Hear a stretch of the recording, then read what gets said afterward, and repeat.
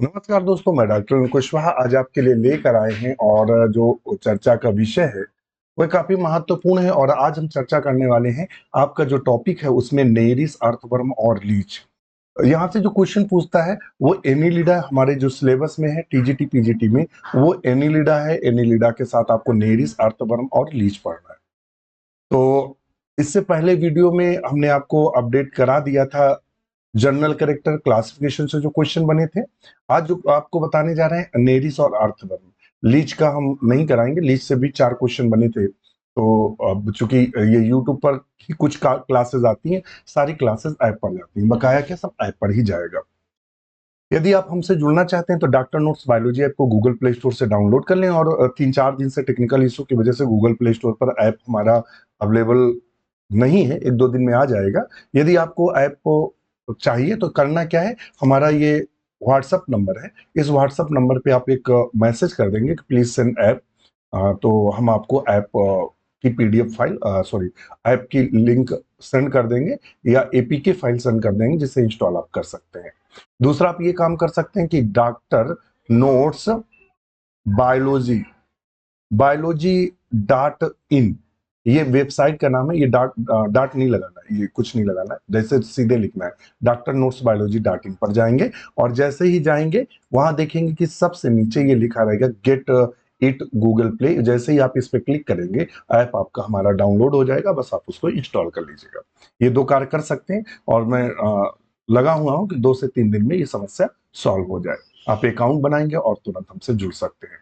Question number first क्या कह रहा है, in which from the nitrogenous waste is discarded by the nephridia of Nereis. जो Nereis का नेफ्रीडिया होता है, उससे वेस्ट के रूप में क्या निकलता है, नाइट्रोजिनस वेस्ट। तो हम आपको बता दें कि जो मैक्सिमम वाटर एनिमल्स होते हैं, कौन से मैक्सिमम जो वाटर एनिमल होते हैं, ऐसे जीव जो अक्सर जल में रहते हैं, तो उनमें जो उत्सर्जी पदार्थ होता है वो प्राय अमोनिया होता है। ध्यान में रखिएगा, वो क्या होता है, अमोनिया होता है।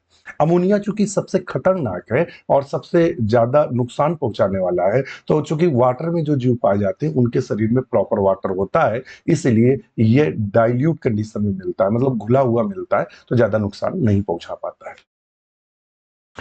अच्छा, ऐसे जीवों को जिनमें अमोनिया निकलता है, और ऐसे जीवों को हम किसके नाम से जानते हैं, तो अमीनोटिलिक के नाम से जानते हैं। अमीनोटेलिक एनिमल के नाम से जानते हैं।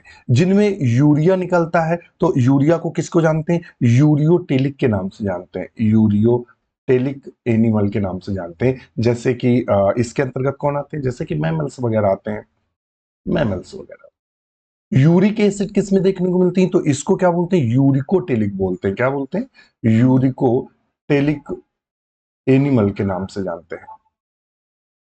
कौन से एनिमल के नाम से जानते हैं, यूरिकोटेलिक एनिमल के नाम से जानते हैं। और ये जो अपना वेस्ट मटेरियल होता है, ये किसमें, सेमी सॉलिड स्टेज में छोड़ते हैं। किसमें छोड़ते हैं, सेमी सॉलिड स्टेज में छोड़ते हैं, मतलब अर्ध ठोस भाग में ही छोड़ते हैं। ये कंडीशन यूरिकोटिलिक एनिमल्स का अगर एग्जाम में पूछेगा तो इसमें कौन कौन से आते हैं, रेप्टाइल्स आते हैं। कौन आते हैं, रेप्टाइल्स आते हैं, बर्ड्स आती हैं, और कौन आते हैं, इसके अलावा इंसेक्ट आते हैं। ध्यान में रखिएगा। ग्वानीन किसमें देखने को मिलती है, तो जो मकड़ी होती है, स्पाइडर, उसमें ये देखने को मिलता है। ये टीजीटी में क्वेश्चन पूछा गया है। तो चूंकि इसने हमें नेरिस पूछा है, नेरिस जल में रहता है, तो इसका ऑप्शन ए बिल्कुल सही होगा। क्वेश्चन नंबर 2 पर चलेंगे। कहता है in Nereis the blood is pumped bye.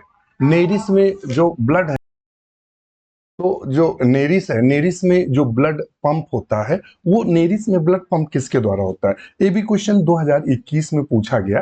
तो हम वो सारा डाटा आपके साथ शेयर करेंगे, जिससे नए क्वेश्चन जो बने वो भी आप सॉल्व कर लें। तो हम आपको पहले तो आंसर बता दें कि जो पंप करता है वो डोर्सल ब्लड वेसल्स होती है, जो कि ब्लड को पंप करती है। ध्यान ध्यान में रखिएगा। और ये क्या होती है, ये एक प्रिमेटिव प्रिमेटिव ब्लड वेसल्स है, ब्लड वैस्कुलर सिस्टम है। और इसके अलावा हम आपको जानकारी दे दें कि जो नेरिस में ब्लड वेसल्स पाई जाती हैं वो डॉर्सल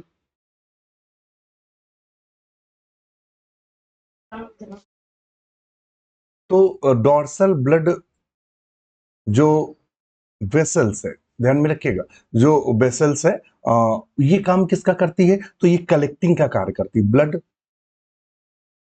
कलेक्टिंग का कार्य करती है। और वेंट्रल ब्लड जो वेसल्स होती है, ध्यान में रखिएगा, वेंट्रल जो ब्लड वेसल्स होती है, ये किसका काम करती है? ये डिस्ट्रीब्यूटिंग का कार्य करती है, डिस्ट्रीब्यूटिंग का कार्य करती है। और जो ये वाली ब्लड वेसल्स है, जिसको हम क्यूमिसिरल्स के नाम से जानते हैं, और एक है जिसे हम ब्लड प्लेक्सस, ये संरचनाएं हमें देखने को मिलती हैं। तो in Nereis the blood pump by the dorsal blood vessels, किसके द्वारा पंप किया जाता है? तो ये डॉर्सल ब्लड वेसल्स के द्वारा पंप किया जाता है। इसमें से जो डॉर्सल ब्लड वेसल्स होती है वो कलेक्टिंग का कार्य करती है, और वेंट्रल ब्लड वेसल्स होती है वो डिस्ट्रीब्यूटिंग का कार्य करती है। और जो हार्ट होता है, ध्यान में रखिएगा, इसमें जो हार्ट की जब बात करता है, तो जो लेटरल हार्ट एंड जो लेटरल जो उइशो फायरेंजियल जो हार्ट होता है वो अब्सेंट होता है। ध्यान में रखिएगा, ये क्या होता है? अब्सेंट होता है। ध्यान में रखिएगा, कंफ्यूज मत होइएगा कि ये कलेक्टिंग लिखा हुआ है। मैं ये भी बता दूं, एक्चुअली में ये जो उइशो फायरेंजियल रीजन होता है, उसमें कैपिलरी का नेटवर्क बनाती है, कैपिलरी नेटवर्क, जहां ये डिस्ट्रीब्यूटिंग का कार्य करती है, ध्यान में रखिएगा। तो ऑप्शन बी बिल्कुल सही होगा। मैं खुद इसको लेकर कंफ्यूज था कि ये तो कलेक्टिंग कर रही है, तो ये फिर इसको हमने ये क्यों कह दिया कि ये ब्लड को पंप करती है? फिर जब हमने इसको डाटा को कलेक्ट किया, इसके बुक में इसका आंसर खोजने की कोशिश की, तो ऑप्शन बी बिल्कुल सही निकला। उसने ये वर्ड यूज किया हुआ है, आप समझ लीजिए, कंफ्यूजन ना हो। क्योंकि जो वेंट्रल ब्लड वेसल्स होती है वो केवल डिस्ट्रीब्यूटिंग होती है, और जो डॉर्सल ब्लड वेसल्स होती है वो एक्चुअली में मेन कलेक्टिंग का कार्य करती है। लेकिन ओइसोफेरेंजियल जो रीजन है, वहां कैपिलरीज में, ये कैपिलरीज का एक नेटवर्क बनाती है, जहां ये ब्लड को डिस्ट्रीब्यूट करने का कार्य करती है। तो इसलिए ऑप्शन बी को बिल्कुल सही किया गया है। नेक्स्ट क्वेश्चन पर चलते हैं। कहता है हेट्रोनेरिस क्या है? तो हम आपको बता दें, एक पहले इसका डाटा शेयर कर दें, जिससे क्वेश्चन गलत ना हो और नए जो क्वेश्चन बने वो किंचित मात्र। तो एक आप जब पढ़ेंगे, जब नेरिस और में पढ़ते हैं, तो उसमें लिखा रहता है हेट्रोनेरिस शब्द का यूज किया जाता है, नेरिस। ध्यान में रखिएगा, ये एक स्पेशल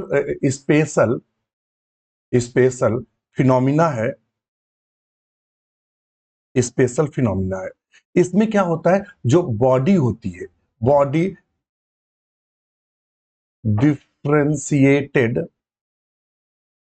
दो भाग में डिफ्रेंशिएट होती है। कौन कौन से भाग होते हैं? तो एक ध्यान में रखिएगा, जो एंटीरियर रीजन है, एंटीरियर जो रीजन है, आगे का जो भाग होता है, वो विदाउट गोनड होता है। कैसा होता है?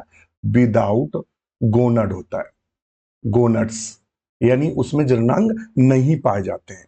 सिंपल पैरापोडिया पाए जाते हैं। यहाँ क्या होता है? सिंपल पैरापोडिया पाए जाते हैं। चलनांग जो होते हैं वो सिंपल होते हैं। इस भाग को ध्यान में रखिएगा, कार्ड एटोक, इस भाग को एटोक के नाम से जानते हैं। जबकि जो पोस्टीरियर भाग है, पोस्टीरियर पार्ट है, जो या पश्च भाग होता है या रीजन है, उसमें क्या होता है? डेवलप गोनड, डेविल डेवि सॉरी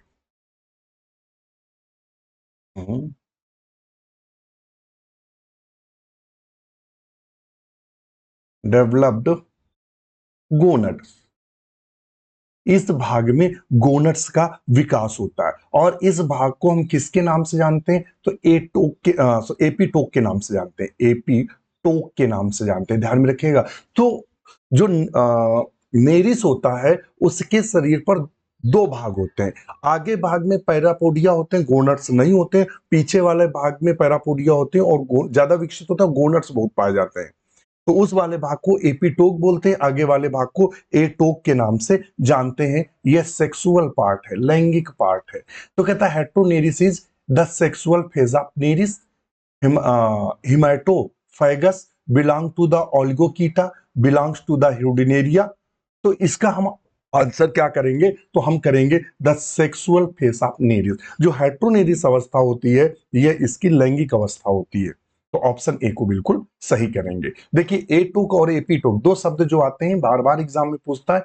एटोक क्या है, तो एटोक जो होता है वो कौन सा रीजन होता है, एंटीरियर पार्ट होता है, एंटीरियर पार्ट होता है, अग्र का हिस्सा होता है। और एपीटोक जो है, एपीटोक जो है वो क्या होता है, पोस्टीरियर पार्ट होता है, पोस्टीरियर पार्ट या हिस्सा होता है, पार्ट। समझ में आ गया, ये हो गया।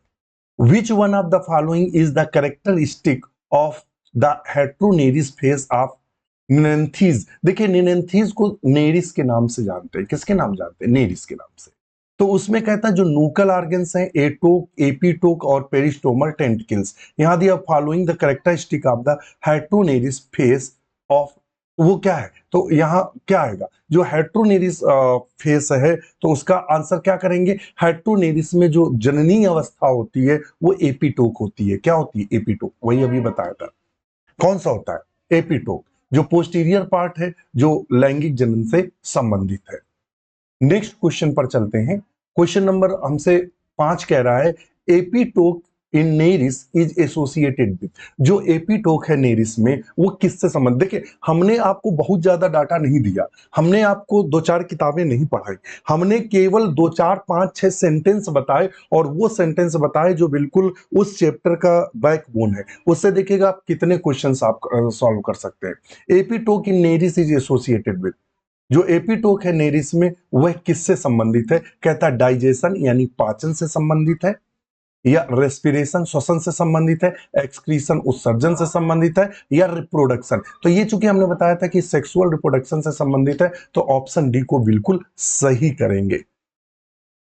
नेक्स्ट क्वेश्चन पर चलते हैं। कहता question number 6 trochophore larva of Neanthes. Neanthes को समझ, जहां निनेंथीज लिखा हो समझ लीजिए ये नेरिस की बात कर रहा है। किसकी बात कर रहा है, नेरिस की, कंफ्यूज नहीं होना है। Is the characterized by the possession of, जो ट्रोकोफोर लार्वा है निनेंथीज का, वो कैरेक्टराइज फीचर क्या होता है, कहता है apical of cilia alone, horizontal row of cilia alone, both apical row cilia and horizontal row cilia दोनों पाए जाते हैं, उसका ये कहना है। तो जब आप ध्यान में रखिएगा, जब इसके लार्वा को आप पढ़ेंगे सेक्सुअल लाइफ साइकिल में, तो इसका लार्वा आपको इस तरह से दिखाई देगा,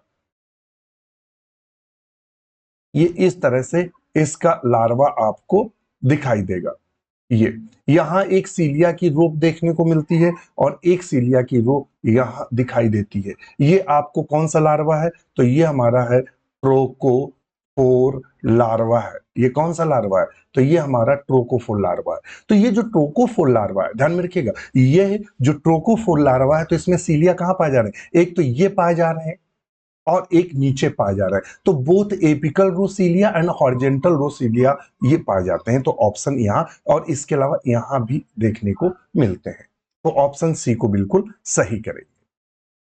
नेक्स्ट क्वेश्चन है 7 number, how many eyes are present in clam worm. Actually में नेरिस को ध्यान में रखिएगा, नेरिस का दूसरा नाम क्लैम वर्म है। क्या है, क्लैम वर्म।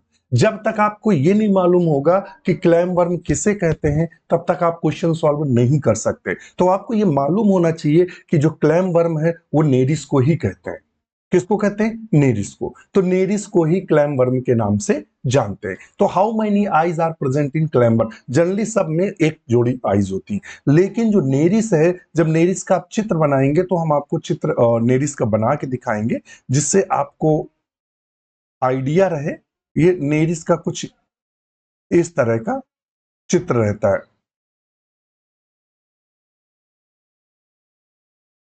ये इस तरह का नेरिस का आप चित्र देखेंगे, ये इस तरह का चित्र रहता है। और ये यहाँ 4 पहले जो खंड होता है उसमें 4 पैरापोडिया पाए जाते हैं, शेष में 2-2 पैरापोडिया पाए जाते हैं। ये ऐसे ऐसे पैरा, और यहाँ ये और ये और यहाँ ये और ये नेरिस का चित्र है। तो आइस कितनी है? तो आइस 2 पेयर होती है। कितनी होती है? 2 जोड़ी आंख पाई जाती हैं। तो ऑप्शन बी को सही करेंगे। How many eyes present in the clam worm? तो 2 पेयर्स, 2 जोड़ी आंखें पाई जाती हैं। इस तरह से 4 आंखें इसमें देखने को मिलती हैं। कितनी मिलती हैं? 4 आंखें देखने को मिलती हैं। ये ध्यान में रखिएगा।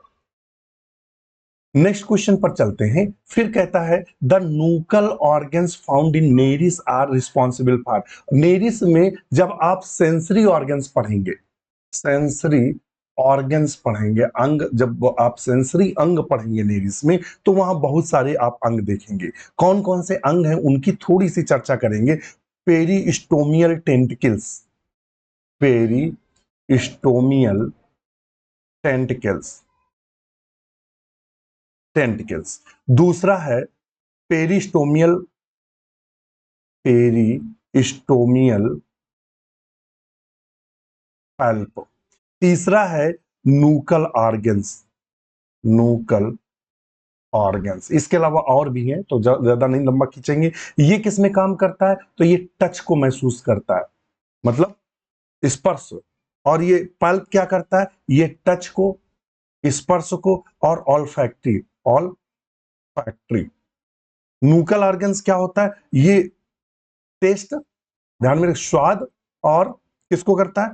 All factory. तो यहां टेस्ट तो दिया नहीं, ऑल फैक्ट्री फंक्शन दिया है, तो ऑप्शन ए को बिल्कुल सही करेंगे। तो नूकल ऑर्गन्स क्या काम करता है? नूकल, CHAL, नूकल ऑर्गन्स किसका कार्य करता है? तो नूकल ऑर्गन्स ऑल फैक्ट्री फंक्शंस का कार्य करता है। तो ऑप्शन हम ए को सही करेंगे। क्वेश्चन नंबर 9 में चलेंगे। कहता है in which the following animal circulatory system is absent in the trunk.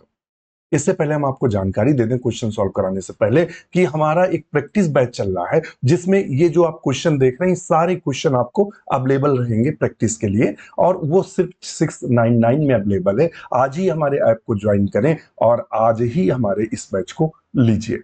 ये प्रैक्टिस बैच है, ये CBT बेस्ड है, कंप्यूटर बेस्ड टेस्ट है। और इस कंप्यूटर बेस्ड टेस्ट में जैसे ही आप स्टार्ट करेंगे, क्वेश्चन आते जाएंगे, सबमिट करते जाएंगे, लास्ट में वो आपको स्कोर बताता है आपने कितने समय में कितने क्वेश्चन किए, और पर क्वेश्चन में कितना समय लगाया, और कौन क्वेश्चन सही किया, गलत किया, आपका स्कोर कितना हुआ, वो टोटल स्कोर बताएगा। आपका स्कोर कितना था, आपने कितने क्वेश्चन कितने समय में किए, सब कुछ बताएगा। इससे क्या होगा, एग्जाम में हरदम होता है, चाहे आप हो या मैं हूं, कंफ्यूजन में 2 से 3-4 क्वेश्चन ऐसे होते हैं जो हम गलत कराते हैं। वो समस्या यहां से बिल्कुल सॉल्व हो जाएगी। और हम जो क्वेश्चन प्रैक्टिस सेट में दे रहे हैं वो 100% इंपॉर्टेंट दे रहे हैं। उन्हीं क्वेश्चनों का चुनाव करके वहां देते हैं जो क्वेश्चन एग्जाम में पूछे जाएं या हूबहू आपको देखने को मिलेंगे। इस उद्देश्य के साथ ही प्रैक्टिस सेट दिया जा रहा है, और उसको प्रैक्टिस सेट को सेट चूंकि हम ही करते हैं, हम किसी दूसरे को नहीं देते हैं, तो क्वेश्चन हम ही डिजाइन करते हैं, और उन्हीं क्वेश्चनों को वहां जगह दे रहे हैं जो एग्जाम में आपको हूबहू देखने को मिले। आज ही ज्वाइन करिए 699 में हमारा प्रैक्टिस बैच, प्रैक्टिस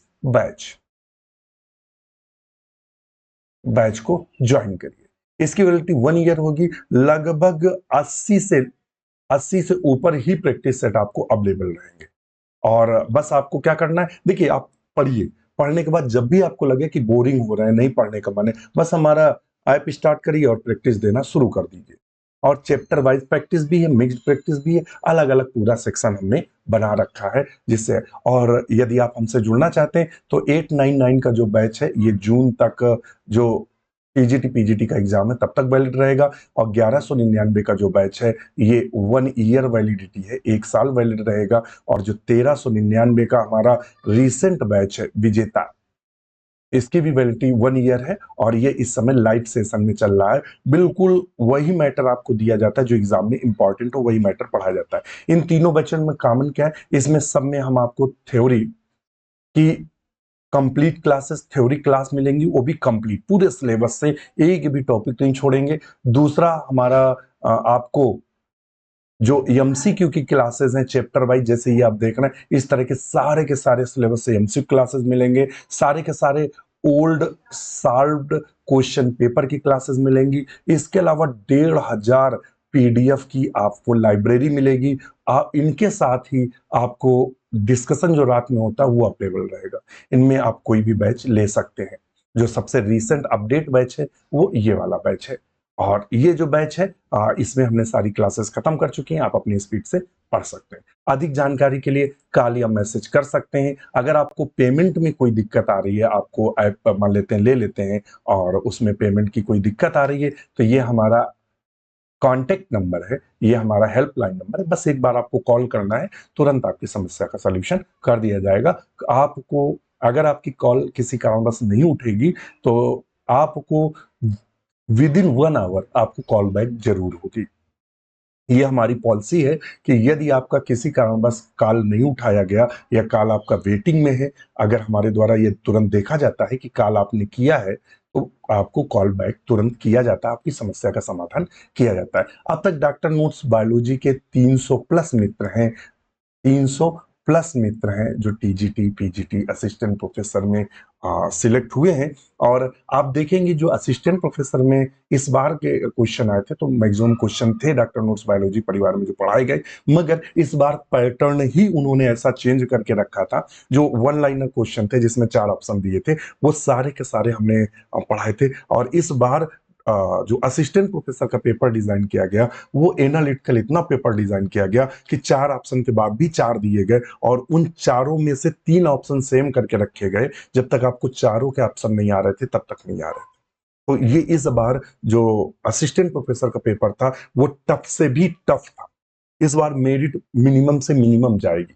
जिन मित्रों का असिस्टेंट प्रोफेसर बॉटनी दिया है मैं उनसे कह दूं कि आप परेशान ना हो, इस बार मेरिट मिनिमम से मिनिमम जाएगी। बस ये ना हो खेला, एक वर्ड होता है खेला हो गया, मतलब चूंकि कई लोग पकड़े गए हैं गोंडा के पेपर बेचते हुए 35-35 लाख में, और कोई मूर्ख तो है नहीं 35 लाख ऐसे दे देगा। तो हम लोग भी आशंकित हैं कि सिस्टम पूरा हो सकता है अपना बन गया हो, तो उसके लिए तो मैं नहीं कर सकता। अगर ऐसा कुछ नहीं हुआ होगा तो मेरिट बिल्कुल मिनिमम से मिनिमम जाएगी।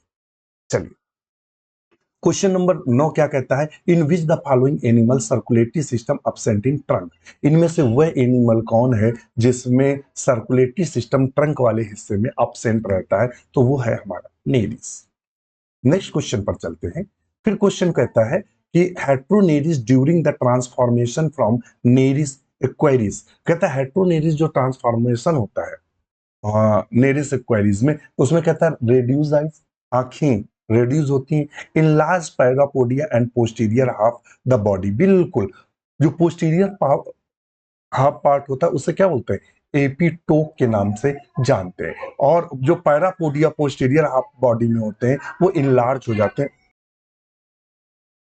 तो enlarge parapodia in the posterior half of body, जो पिछला वाला भाग होता है उस भाग में एपिटोक, वही तो हमने कहा था। ये इसमें क्या पाए जाते हैं, इसमें गोनट्स पाए जाते हैं। क्या पाए जाते हैं, गोनट्स। तो ऑप्शन हम क्या सही करेंगे, बी सही करेंगे। ऑप्शन क्या सही करेंगे, बी। नेक्स्ट क्वेश्चन पर चलते हैं। ये कहता है parapodia are the structure related to. Parapodia किससे संबंधित है, तो देखिएगा जब आप पैरापोडिया पढ़ेंगे नेरिस में, नेरिस में जब आप पूरा नेरिस को पढ़ेंगे तो वहां पैरापोडिया में 2 शब्द लिखे हैं। पैरापोडिया का जो काम होता है वो लोकोमोशन और रेस्पिरेशन दोनों का कार्य करता है। पैरापोडिया क्या करता है, दोनों का कार्य करता है। अब आप कहेंगे देखिए मैं आपको दिखा भी दूं, अब कहाँ चले हम, पैरापोडिया, पैरापोडिया कहाँ चला गया, पैरापोडिया।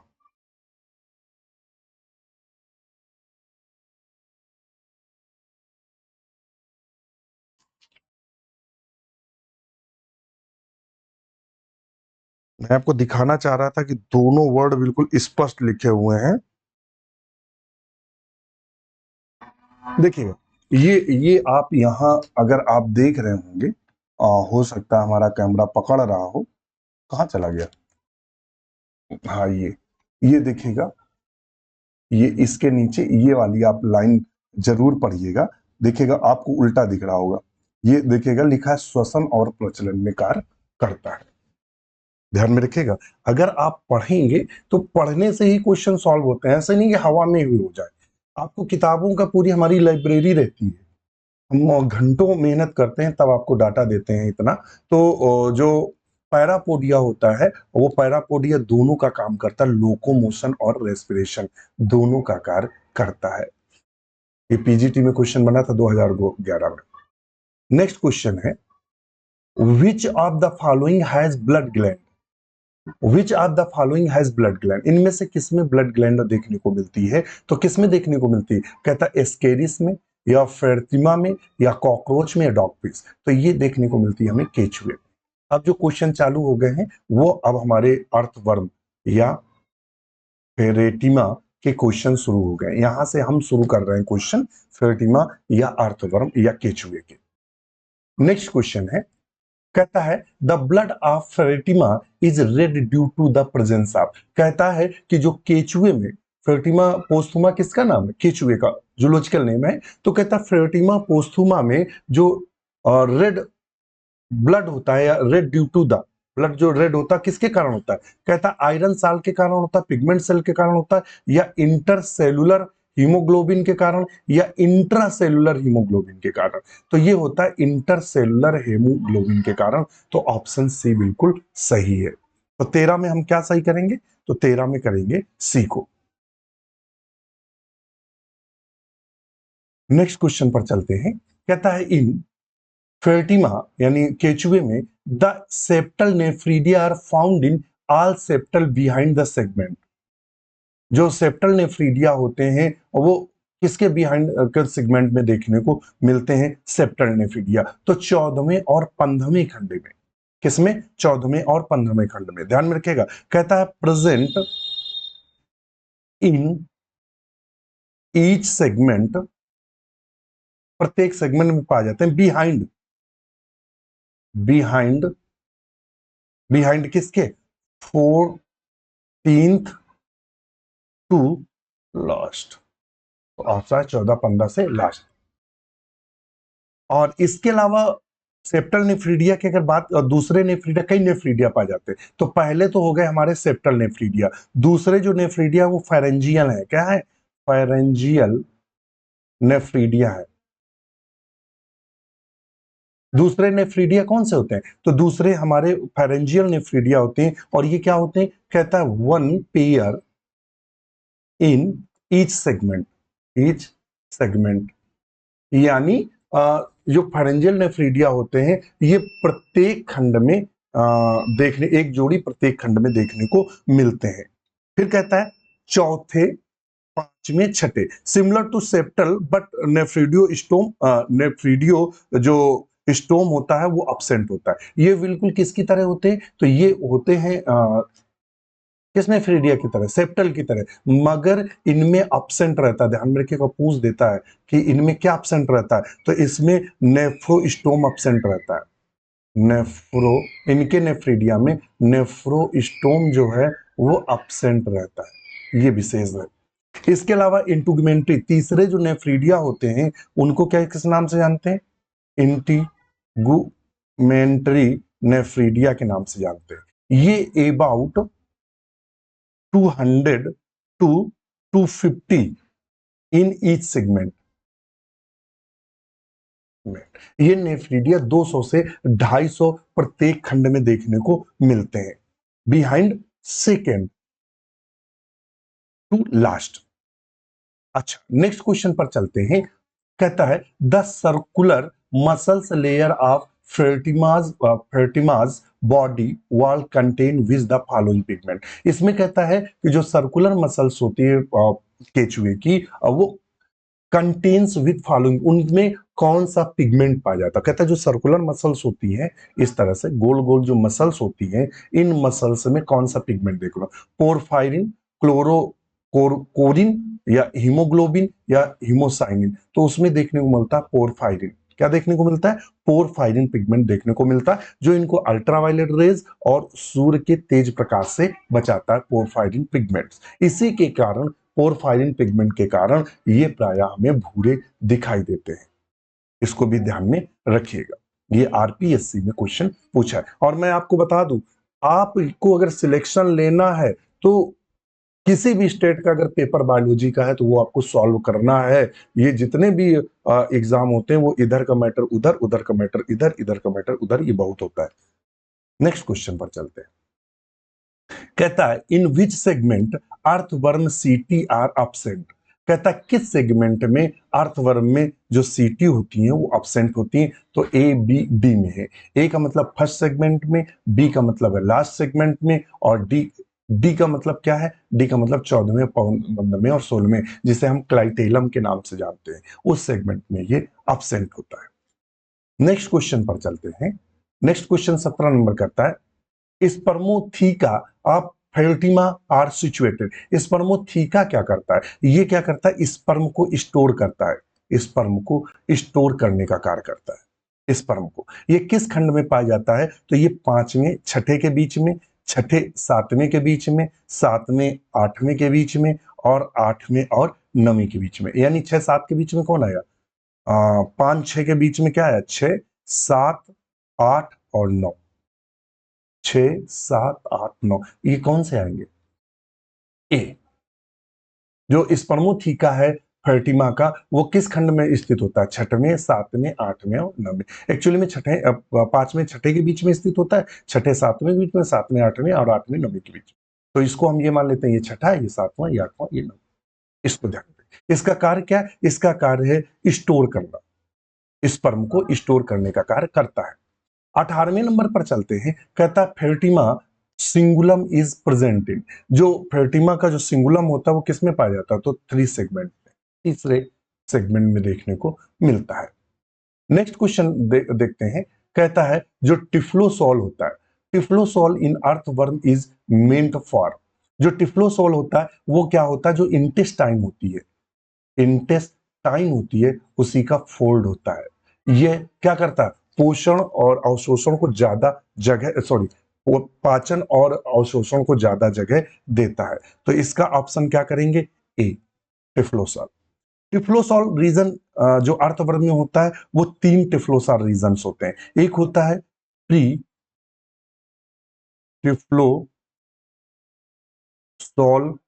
रीजन, और ये खंड पूछ देता है ये कहां से होता है?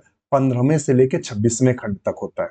और जो होता है टिफ्लोसॉल रीजन, टिफ्लोसॉल रीजन जो होता है ये कहाँ होता है? ये 27वें से लेके 77 खंड तक होता है। और जो पोस्ट टिफ्लोसॉल रीजन होता है वो किस खंड में पाया जाता है? वो पाया जाता है 78 से 100 खंड तक। ये आप जब हमारे क्लास थ्योरी क्लासेस लेंगे तो ये सब कुछ हमने बाकायदे आपको पॉइंट टू पॉइंट पढ़ाया है। आप तो इतना खूब आप जानते हैं कि मैं जो पढ़ाता हूं वो सिर्फ 100% इंपॉर्टेंट ही पढ़ाता हूं। अच्छा, ये क्वेश्चन पूछा है, हाँ, टीजीटी 2011 में पूरा क्वेश्चन बना हुआ है। नेक्स्ट क्वेश्चन है what is the function of prostomium in earthworm. Earthworm का जो अग्र हिस्सा होता है उसे प्रोस्टोमियम बोलते हैं। उसका कार्य क्या है? तो वो डिगिंग, मिट्टी को खोदकर बिल बनाता है। तो ये डिगिंग का कार्य करता है और सेंसरी ऑर्गन्स का भी कार्य करता है। तो बोथ ए और बी, ऑप्शन सी को सही करेंगे। नेक्स्ट क्वेश्चन पर चलते हैं। कहता है chloragogen cell is earthworm are analogous of which structure of vertebrate. जो क्लोरा गोगन जो होता है, क्लोरागोगन, वो किसके एनालोगस होता है? तो हम बता दें जो क्लोरागोगन्स है वो एनालोगस होता है, सॉरी,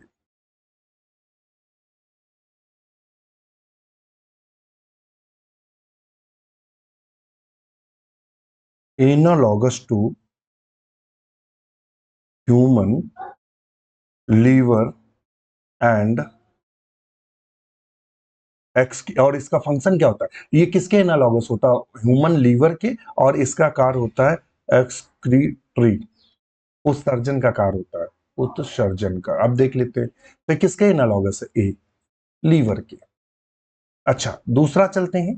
कहता है इन द अर्थवर्म क्लोरागोगन सेलार। तो यहाँ किसके एनालॉगस है? लीवर के। और कार्य क्या है? एक्सक्रीटरी का कार्य है। इसीलिए कहते हैं, यदि आप हमारे पूरा, मैं आशा करता हूं कि आप पूरा वीडियो जरूर देख रहे होंगे, यहां तक क्वेश्चन देखा हो, तो जब हम एक लाइन भी बताते हैं तो उससे कम से कम 4-5 क्वेश्चन सॉल्व होने के चांस रहते हैं, तभी इतने सिलेक्शन होते हैं, वरना इतने सिलेक्शन हवा में नहीं होते हैं।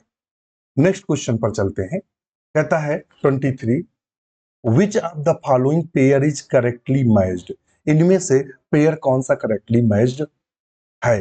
बोटोडियल टिश्यूज किस में देखने को मिलते हैं? तो ये लीच में देखने को मिलता है, जोंक में। तो ये वाला तो गलत है, या नेरिस दिया तो गलत है। क्लोरोगोगन टिश्यूज अर्थवर्म में, बिल्कुल यही सही, अभी बताया था। और ये क्लोरोगोगन किसके समजात होते हैं? लीवर के, ह्यूमन लीवर के। समझ गया? तो ऑप्शन बी को हम सही करेंगे। और क्वेश्चन नंबर 24 है, haemoglobin is found in dissolved in plasma. किसमें जो हीमोग्लोबिन होती है वो प्लाज्मा में। तो देखिए, मैन में जो हीमोग्लोबिन होती है वो आरबीसी में पाई जाती है, बर्ड्स में भी आरबीसी में पाई जाती है, फ्रॉग में भी आरबीसी में पाई जाती है। मगर अर्थवर्म में जो हीमोग्लोबिन है वो प्लाज्मा में घुली रहती है या डिजॉल्व्ड रहती है। क्या रहती है? डिजॉल्व्ड रहती है, घुली रहती है। तो ऑप्शन डी को हम सही करेंगे। और क्वेश्चन नंबर 25 पे देखते हैं, मेन फंक्शन ऑफ क्लाइटेलम इन अर्थवर्मिज। जो अर्थवर्म में मुख्य कार्य होता है क्लाइटेलम का, वह अर्थवर्म में क्लाइटेलम का मुख्य कार्य क्या होता है? क्वेश्चन होता है कि क्लाइटेलम का मुख्य कार्य क्या होता है। पहला होता है एक्सक्रीशन, उत्सर्जन का। तो क्लोरेगोगन अभी हमने बताया था, तो ये तो पहले ही खत्म होगा, पहले क्वेश्चन सॉल्व कर चुके क्लोरेगोगन। और यहां उसने क्लाइटेलम तो पहले करा, कॉपुलेशन या कोकून फॉर्मेशन। तो ये क्लाइटेलम कोकून फॉर्मेशन का कार्य करता है। किसका करता है? कोकून फॉर्मेशन का कार्य करता है। नेक्स्ट क्वेश्चन है, which part is called grinding machine of earthworm alimentary canal? Earthworm की जो एलिमेंट्री कैनाल होती है उसमें जो ग्राइंडिंग का कार्य करता है, पीसने का कार्य करता है, वो कौन है? तो वो प्राय गिजार्ड है। क्या है? गिजार्ड। जो क्या करता है, चूंकि ये मिट्टी खाता है, मिट्टी में जो पदार्थ होते हैं, मिट्टी में सड़ी हुई पत्तियां, या चूंकि ये सेप्रोफाइटिक का कार्य करता है, मृदोपजीवी की तरह, तो उसको खाता है, तो जो छोटे छोटे कण चले उसको ये पीसने का कार्य करता है। नेक्स्ट क्वेश्चन है, excretory product of earthworm. Earthworm का जो एक्सक्रीटरी प्रोडक्ट है वो प्राय अर्थवर्म का एक्सक्रीटरी प्रोडक्ट क्या है? तो हम आपको बता दें कि एक्सक्रीटरी प्रोडक्ट जो अर्थवर्म का है वो अमोनिया और यूरिया दोनों है। नेक्स्ट क्वेश्चन पर चलते हैं, testes sacs in earthworm located in which segment? जो टेस्टीज सैक्स हैं, जो टेस्टीज सैक्स हैं अर्थवर्म के किस खंड में देखने को मिलते हैं? 13वें 14वें या 9वें 10वें या 11वें 12वें या 10वें 11वें में? तो किस में देखने को मिलते हैं? तो ये देखने को मिलते हैं 10वें और 11वें में। तो ऑप्शन 28 में डी को सही करेंगे। 29, earthworm responds positively towards. Earthworm किसको रिस्पॉन्ड करता है पॉजिटिवली? तो वो किसको करता है? वो केमिकल्स को करता है। किसको करता है? केमिकल्स को। नेक्स्ट पर चलते हैं, और लास्ट है कि भी और है? नहीं, बस लास्ट है।